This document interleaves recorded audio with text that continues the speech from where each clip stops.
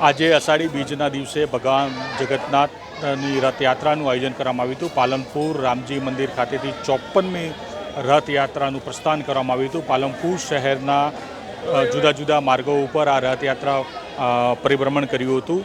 આ રથયાત્રામાં ભગવાન જગન્નાથ અને ભાઈ બલભદ્ર અને બહેન સુભદ્રા રથમાં બેસી અને પાલનપુર શહેરમાં નગર ભ્રમણ કર્યું હતું।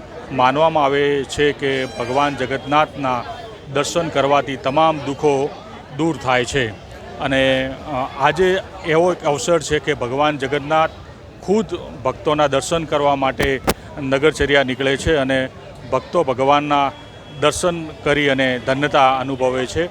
ઠેર ઠેર ભગવાન જગન્નાથ યાત્રાનું સ્વાગત કરવામાં આવી રહ્યું છે, આરતી ઉતારવામાં આવી રહી છે, પૂજા અર્ચન કરવામાં આવી રહ્યું છે અને ભક્તો ભગવાનના દર્શન કરી અને ધન્યતા અનુભવી રહ્યા છે।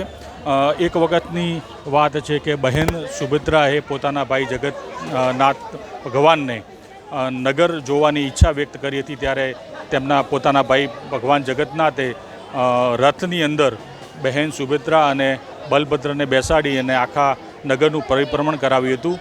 બાદમાં મામાના ઘેર ગયા હતા અને ફરી નિવાસસ્થાને પરત ફર્યા હતા।